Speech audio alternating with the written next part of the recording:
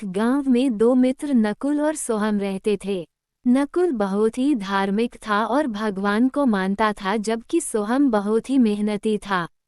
एक बार दोनों ने मिलकर 1 बीघा खेती खरीदी। उसमें वह दोनों फसल उगाकर अपना घर बनाना चाहते थे।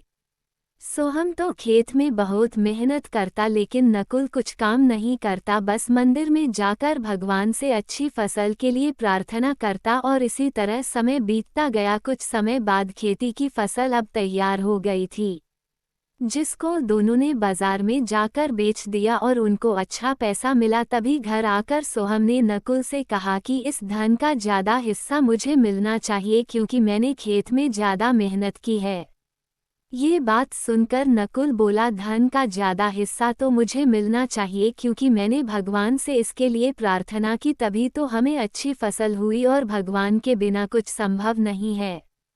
जब वो दोनों इस बात को आपस में नहीं सुलझा सके तो धन के बंटवारे के लिए वो दोनों गांव के मुखिया के पास पहुंच गए। तभी मुखिया ने उन दोनों की बातें सुनकर दोनों को एक एक बोरा चावल का दिया, जिसमें कंकड़ मिले हुए थे।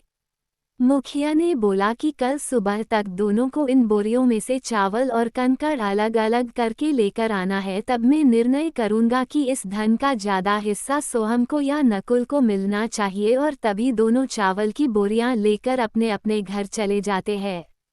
सोहम ने रात भर चावल और कंकड़ को अलग किया, लेकिन नकुल चावल की बोरी को लेकर मंदिर में गया और भगवान से चावल में से कंकड़ अलग करने की प्रार्थना की। अब अगले दिन सोहम वह अलग किए हुए चावल और कंकड़ लेकर मुखिया के पास आया और इसे देखकर मुखिया खुश हुआ।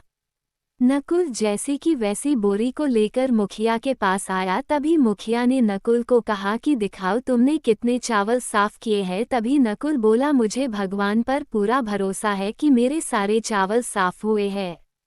जब नकुल की बोरी को खोला गया तो मुखिया ने पाया कि उसमें चावल और कंकड़ वैसे ही है। तब मुखिया ने नकुल को बोला, भगवान भी तभी सहायता करते हैं जब तुम खुद मेहनत करते हो। और तब मुखिया ने निर्णय लिया कि धन का ज़्यादा हिस्सा सोहम को दिया जाए। और इसके बाद नकुल भी सोहम की तरह खेत में खूब मेहनत करने लगा और अब इस बार उन दोनों की मेहनत से उनकी फसल अच्छी हो गई। हमें भगवान के भरोसे कभी नहीं बैठना चाहिए और भगवान भी उसी की सहायता करते हैं जो खुद मेहनत करते हैं। आपको ये कहानी कैसी लगी हमें कमेंट बॉक्स में ज़रूर बताएं और मेरे चैनल को लाइक एंड सब्सक्राइब करें। धन्यवाद।